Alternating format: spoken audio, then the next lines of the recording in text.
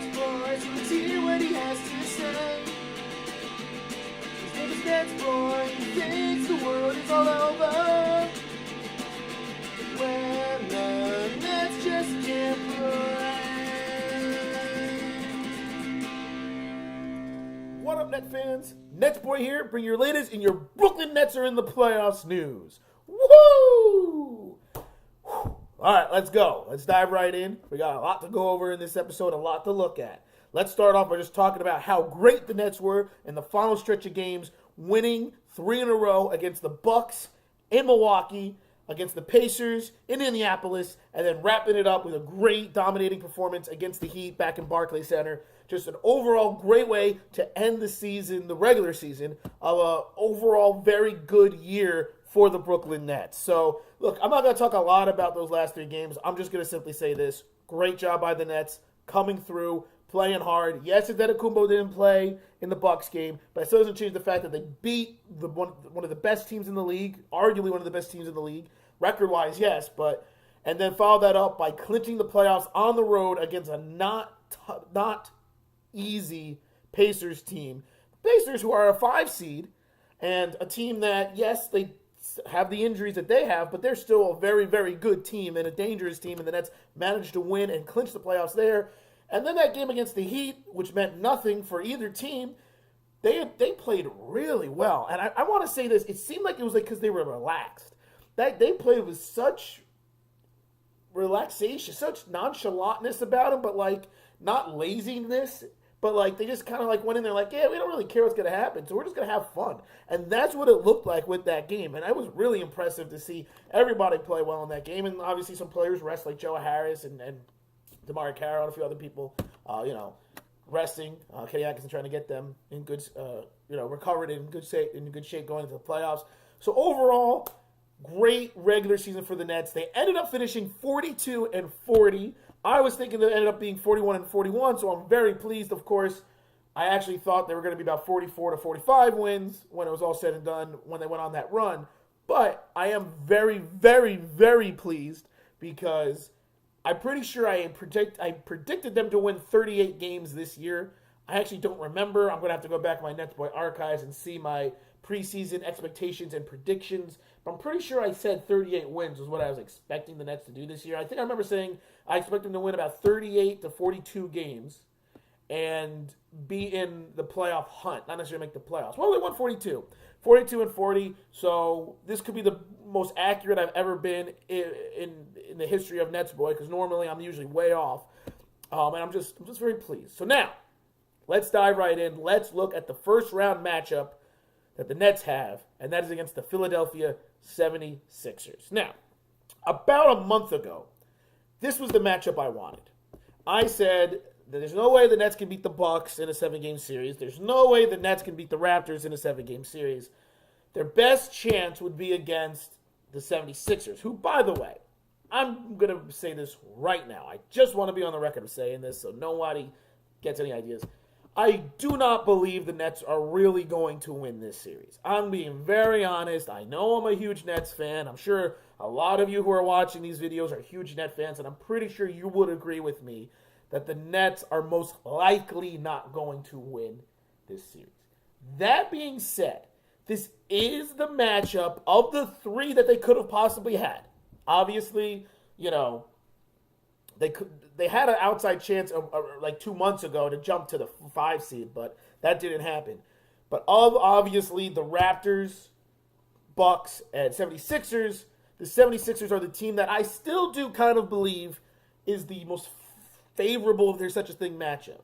However, after going to the game in Philadelphia and watching the Nets play like garbage and seeing Joel Embiid absolutely dominate, made me kind of take a step back and say, wow, you know what? The 76ers are legit a really good team. Maybe this isn't going to be the best matchup for them. And then they go out there and play the Raptors really tight and barely lose to them. And then they play the Bucks and beat the Bucks. Once again, no Antetokounmpo, but the Bucks are all banged up. So I really started thinking of that. I said, you know what? Is this really the best matchup? But now I'm going back on the record and saying, no, of the 3 possibilities, this is still the best, because when it's said and done, the 76ers have the most, I don't want to say flaws, because they don't have many flaws, but they have more weaknesses that the Nets could maybe exploit than the other teams. So, and the biggest thing right now, though, is the health of Joel Embiid. As of right now, it is up in the air if Joel Embiid will be able to start game one. He's dealing with chronic knee issues and chronic other issues that out of nowhere seem to be hindering him. And as of right now, it's like a 50-50 chance that he will even play in game one come Saturday. If Joel Embiid does not play, I think the Nets have a very, very good chance of going deep into the series, because that is the biggest knock on the Nets, is they have trouble with bigs. So we saw it the last game against the 76ers and throughout the entire year. When your best player, or arguably your best player, and Joel Embiid is not going to play, and he is a big, this gives the Nets a fighting chance. And obviously if he comes back and he's healthy, it's going to mean that it's probably going to be a 5-game series. I'm being honest. If Embiid plays every game, I think it's going to be a 5-game series, and I think the Nets will pull one game out and win one and lose in 5. But if Embiid does not play game one and does not play game two, I think you're looking at a 6-7 game series here. I still think the 76ers are going to prevail, even though, once again, Net fan, rooting for the Nets. I just think the 76ers are the better team. They are one of the best teams in the Eastern Conference, and I just think that in a 7-game series, it's going to be very, very tough for the Nets to win 4 games against this team in the series. I really do. However, they have a chance if, and only if, well, not only if, but mostly if, Dinwiddie, LeVert, and Russell all finally click and play well together. I talked about that in my last episode, that it just seems like you can only get 2 out of 3 of them playing well at once. You can never get all 3 of them. If the Nets can get all 3 of those guys playing well, and what does playing well mean? It means they're all taking turns being the guy making plays. Because what happens is, if you have 3 guys, you can't hone in on one. And if the Nets can get that type of production from LeVert, Dinwiddie, and Russell, so 15 to 20 points from all 3 of them, and every time that the different guys in it, they're coming out. Starts off with Russell, bang, bang, bang, hitting them hard. Then here comes Dinwiddie, bang, bang, bang, he hits them. LeVert comes off the bench, bang, bang, bang. You know what I'm saying? I don't know what the bang, bang, bang is. But anyway, that's what I'm trying to say, is that that's the key, is that the Nets keep this evolving door of those 3 guys continuously hitting the 76ers. If the Nets can do that, and they're able to rebound really well, because that's going to be the key to the series, is rebounding. And group rebound and gang rebound, that's what they call it. Whatever. Gang rebound. But if the Nets can do that, they have a chance to steal a couple games and make this a series. But that's the key. We need to see great productions from D'Angelo Russell, Dinwiddie, and LeVert. But I am telling you this. My biggest fear right now is D'Angelo Russell. Look, this is his first playoff series. This is a lot of Nets' first playoff series, and that's another thing that's going against the Nets.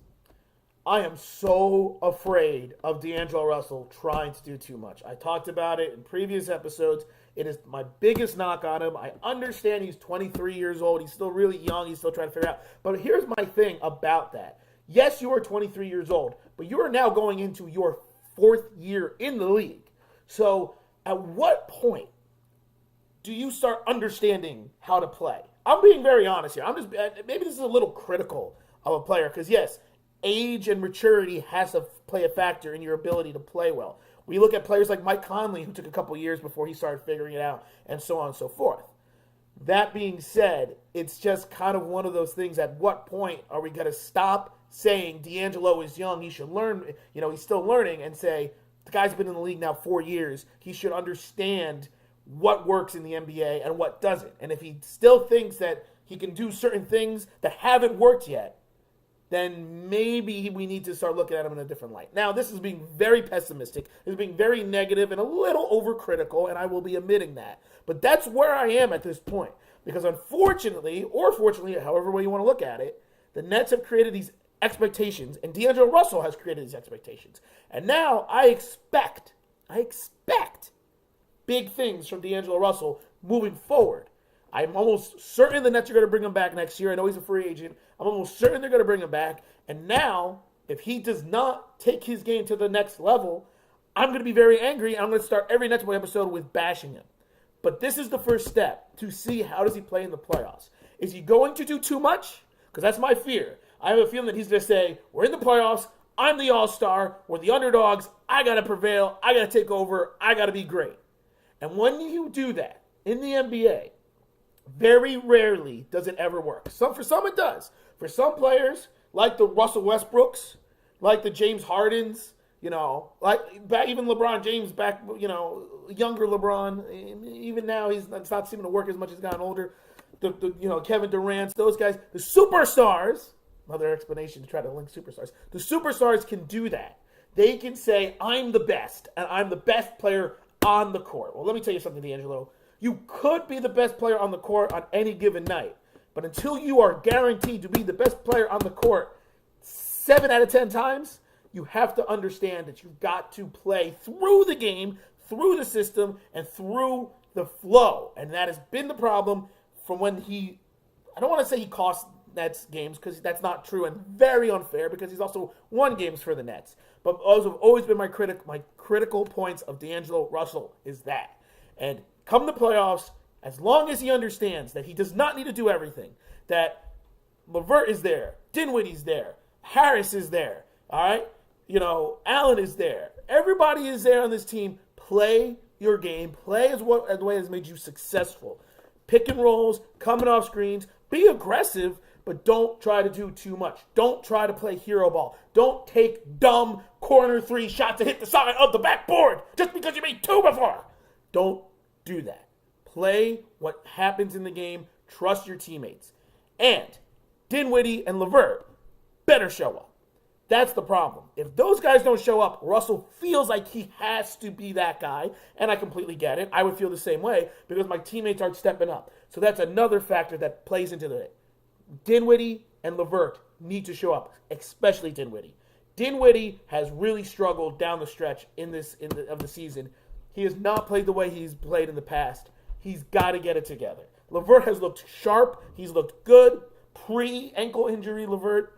And I'm very confident he's going to continue. But the same thing that I just said about Russell can go for those guys too. Dinwiddie and LeVert, don't try to do too much. Understand that you might make a great play here and there, and you might really do some good things, but play controlled basketball, play smart basketball, because that is the only way you're going to be able to beat a very, very, very good, tough, more talented than you, because they're more talented, 76ers team. Same thing with Jared Allen, same thing with Kurucs. That is my message overall. Obviously, I'm focusing it more on D'Angelo Russell and the guards, but I'm also going to say it to the Nets team in general. Don't try to do too much. You won 42 games this year. You overachieved by almost everybody's standards. You're one of the best stories in the NBA. Stick to what got you here, and that is playing smart. Once you start becoming something that you're not, trying to do things that you are not normally capable of doing or not normally doing, you will struggle and you will lose. If the Nets want to pull off the upset, they've got to play in control, get great production from Dinwiddie, LeVert, and Russell, play smart, not turn the ball over, and rebound. I cannot specify that enough. They cannot lose the rebounding battles, and they have to play smart. Okay? There you have it. That is what I believe going into this series. Let me just right now say that I believe 2 things. I'm going to give a prediction with Joel Embiid playing both games, starting and playing the beginning of the series, and Joel Embiid not. I kind of already said, if Joel Embiid does play, I'm saying it's a 5-game series. If Embiid does play from game 1 on, I think 76ers win in 5 games. I think the Nets win either game 3 or game 4 at home. And I think that, good job, Nets, you lose. If Embiid misses 1 game, I think he'll go to 6. And if he misses 2 games, I think he'll go to 7. I think if he misses more than 2 games, I still think it's going to be a 7-game series because of the fact that I just don't think that the 76ers are going to lose 4 to the Nets, even without Embiid. If Embiid doesn't play the whole series, I still think it's going to be a 7-game series, but I think it's going to be really close and really tight. All I'm asking the Nets to do, and I'm being very honest here, my only expectations is just don't get swept. Make it at least a series. Win at least 1 game. Don't get swept. If the Nets lose in 5, I'm gonna be very content and pleased. If they lose in 6, I'll be happy. If they lose in 7, I'll be very happy. If they win the series, I'll be thrilled and be celebrating like there's no tomorrow. As long as they don't get swept, I will feel good about this season as a whole, and I won't be leaving with a bad taste in my mouth. If they get swept and they get absolutely dominated, I'm going to be so mad, and this is going to be a very negative episode down the stretch. But overall, as long as they play hard, smart, win at least one game, I'm going to be pretty pleased. Okay, that concludes the regular season aspect of NetsBoy. The next episode is my 150th episode, and I don't do a lot of special videos. I did a special 100th episode video, which was a compilation of the best moments of NetsBoy. If you haven't seen it, check it out. There's some funny things in it. It's pretty long, but it's funny. All my videos are long. I don't shut up. That's the problem. I don't know if I'm going to do anything really that special for my 150th episode, just because the fact that I have to actually talk about something. I'm going to probably do it after game 2 and talk about what I see from the series. So I obviously will have to talk about the Nets. I might do something fun. I don't know. I did nothing for my 50th episode, which I think is titled literally Not Much to Say. And when I look back at it, I kind of like, what? It was my 50th episode that I really like. And I literally spent the episode talking about nothing because I think the Nets played 3 games and they lost all 3, and that's when they were really bad. I don't know. I have to go back to the NetsBoy archives and see that. But I didn't do anything special for 50. 100th was the compilation, and now 150, we'll see what happens. So keep your eyes open to the next NetsBoy episode. Let me know what you guys think about the playoff series. Maybe give me some suggestions of what maybe I could do for my 150th episode. That's not too ridiculous. I do have some ideas. But once again, I still have to talk about the playoff series, so I can't do anything special. But let me know what you guys think about the series coming up. Overall, if you agree with me, obviously I can probably get some people saying that I'm being a little too harsh on D'Angelo Russell. Whatever, it is what it is. Unfortunately, that's what comes with star players and star play is, good play comes with high critics, and I've now become a high critic. Anyway, let me know what you guys think. And until the next NetsBoy episode, which should be after around game 2, keep your eyes open. So until then, let's go, Nets! And this is NetsBoy. Pumped for the playoffs and signing off.